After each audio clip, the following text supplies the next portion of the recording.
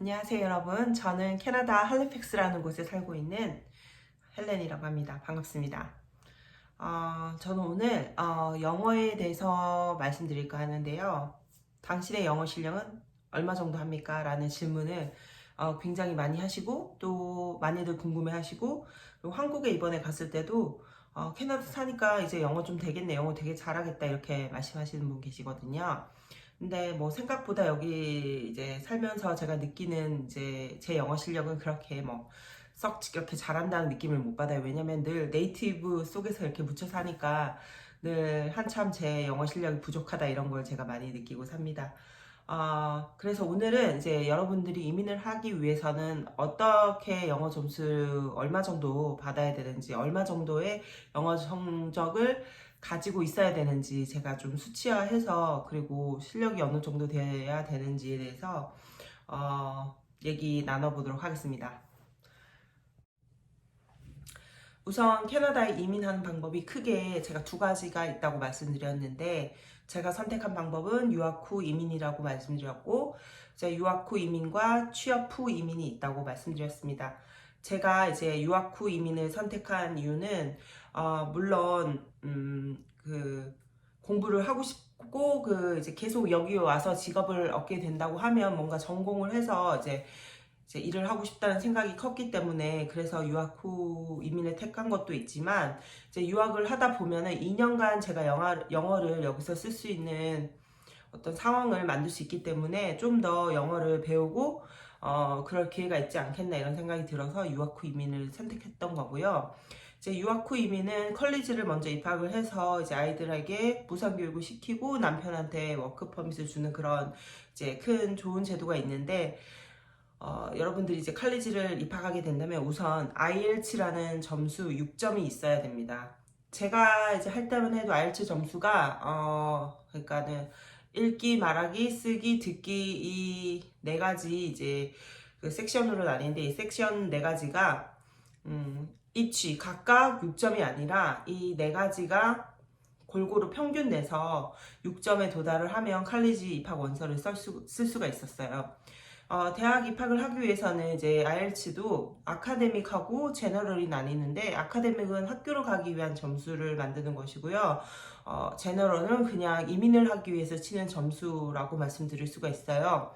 그래서 저는 이제 대학을 가기 위한 이제 점수를 만들어야 되기 때문에 아카데믹 6점을 만들기 위해서 제가 쓴 방법은 그 학원을 다녔고, 강남에 있는 이제 IELTS 학원을 한 2달 정도 다녔던 것 같고요.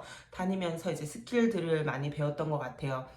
저 같은 경우에는 한국에서 전혀 영어와 관련 없는 일을 했었고, 제가 가르치는 과목도 영어가 아니었기 때문에 영어랑 좀 동떨어진 그런 이제 삶을 살았었죠. 그래서 영어가 되게 익숙하지도 않았고, 되게 이제 IELTS라는 시험도 이제 거의 처음 봤기 때문에 굉장히 저한테는 어렵게 다가왔던 그런 영어였어요. 그리고 이제 여러분들이 시험 보실 때 이제 제너럴하고 아카데믹하고 이렇게 비교를 해보시면, 아카데믹이다 보니까 좀 더 전문적인 용어도 많고 이제 학술적인 용어 같은 것도 많이 들어가기 때문에 시험이 좀 더 어려웠던 것 같아요. 그리고 여러분들이 이제 캐나다 오시기 위해서, 이제 이민하기 위해서 영어 공부를 하다 보면은 제너럴하고 아카데믹 IELTS 점수가 어떻게 좀 다르게 이제 구성이 된다는 거를 좀 아실 수 있으실 거예요. 그래서 일단은 유학 후 이민을 하기 위해서는 영어 점수가 필요한데, 영어 점수가 이제 각각 6점이 아니라 오버롤 6점이었어요. 지금은 이제 각각 6점이라고 얘기를 하시더라고요. 지금 어떻게 변했는지 잘 모르겠지만 어쨌든 저희 때는 그랬고, 또 이렇게 문의하시는 분이 계시죠. 저는 영어를 하나도 모르고 한국에서 영어를 거의 써본 적도 없고 영어가 익숙하지도 않는데 그러면 대학을 못 가는 거냐 이렇게 말씀하시는데, 또 캐나다에서 또 있는 제도가 뭐냐면, 영어 점수가 지금 당장은 없지만 대학에 가고 싶다 하시면 일단은 이제 패스웨이 과정이라는 게 있어요. 그게 뭐 학교 안에 기관에도 이제 설치가 되어 있고, 아니면은 이렇게 사설 기관에도 이제 패스웨이 과정이 있는데, 거기에 이제 각 레벨별로 이제 시험을 봐서 자기 레벨을 맞게 들어간 다음에 그 레벨 안에서 이제 계속 제가 알기로는 monthly 아니면은 각 그 분기별로 이렇게 평가가 있는 것으로 알고 있어요. 그래서 평가에 계속 이제 통과가 되고 어느 정도 칼리지 갈 수 있는 수준이 된다 하시면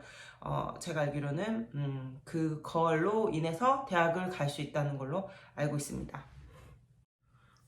자, 그렇다면 학교를 가지 않고 그냥 취업을 하고 나서 이민을 신청하기 위해서는 제 영어 실력, 그러니까 제 영어 점수가 얼마나 돼야 되는지 되게 궁금하시잖아요.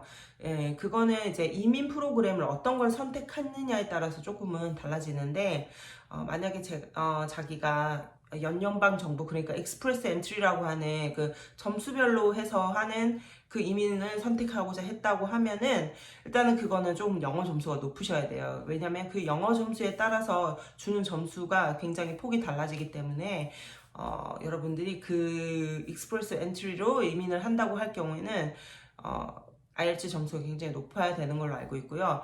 여기 노바스코샤 주정부 이민을 만약에 하시겠다 하시면은 이제 직업별로 카테고리별로 이제 점수가 조금씩은 차이가 나지만 그래도 제너럴로 IELTS 5점 정도 된다는 걸로 알고 있어요. 그래서 최소 5점을 이제 제너럴로 시험을 봐서 여러분들이 받으셔야 되는데 뭐 5점의 점수의 수준이 어느 정도 되냐, 쉽냐, 뭐 이렇게 이제 물어보실 거예요 아마. 근데 내가 정말 영어를 하나도 모르고 한국에서 정말 영어와 정말 동떨어진 삶을 살았다 이렇게 하시는 분은 아마 5점을 받기도 굉장히 힘드실 거고, 왜냐면 직접 가서 스피킹도 해야 되고 라이팅도 써야 되고 이제 그리고 듣기도 해야 되고 리딩도 해야 되기 때문에 영어를 하나도 모른다 하시면 아마 5점 받기가 굉장히 힘드실 텐데, 제가 알기로는 뭐 학생들이 와서 여기, 만약 대학생들이 여기 와서 정착하고자 영어 점수를 본다 하고 이제 그 공부했던 그런 습성이나 이렇게 깐이 있잖아요. 대학생들 같은 경우에는. 그래서 그런 분들 같은 경우에는 이제 5점을 따려고 하면은 이제 금방도 따시고 조금만 연습을 하고 학원을 나가거나 아니면 스킬을 배운다고 하시면 이제 금방 또 영어를 하곤 하시더라고요. 다시 한번 말씀드리지만, 뭐, 영어 시험을 통과해서 대학을 갔거나 아니면은 영어 시험을 통과를 해서 내가 어떤 점수에 도달해서 영주권을 딴다거나, 뭐, 그러고 나서 여기서 살기 위해선 영어가 끝난 게 아니더라고요. 그래서 저는, 사실상 칼리지를 갔던 이유도 그 이유였고, 이제 계속 끊임없이 이제 공부를 하셔야 되는 게 영어고, 왜냐면 여기서 살아야 되고 다른 사람들과 얘기를 하고 소통을 하면서 살아야 되니까 이제 뭐 시험 점수 난 도달했어 뭐 이렇게 해서 끝나는 게 아니긴 하더라고요.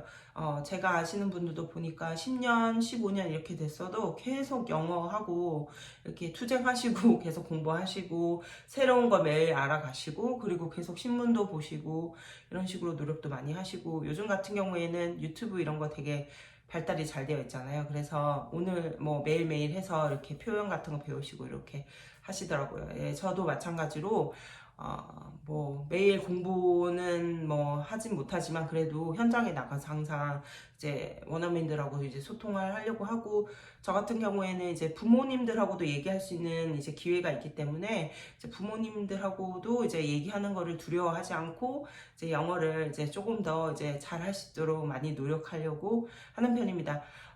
그래서 항상 이제 제가 생각하는 영어를 꾸준히 잘 연습하고 잘할 수 있는 방법은 그냥 두려워하지 말고, 제 언어가 아니잖아요. 그러니까 두려워하지 말고 그냥 자기가 원하는 자기가 할 수 있는 만큼 그냥 내뱉어라 이렇게 말을 하고 싶고요. 제가 이제 말한 게 잘못됐다고 하면 상대방이 이렇게 고쳐주기도 하거든요. 이제 그 속에서 조금씩 하나씩 배워 나가기도 하는 것 같습니다. 영어라는 이제 이 숙제는 이제 계속 끝나지 않을 것 같긴 한데요. 이제 항상 노력하고 배워나가는 수밖에 없을 것 같습니다. 자, 여러분도 이민을 준비하신다고 하시면 이제 영어 공부 열심히 하셔서 원하는 바를 꼭 이루시기 바랍니다. 오늘도 영상 시청해 주셔서 감사드립니다. 안녕히 계세요.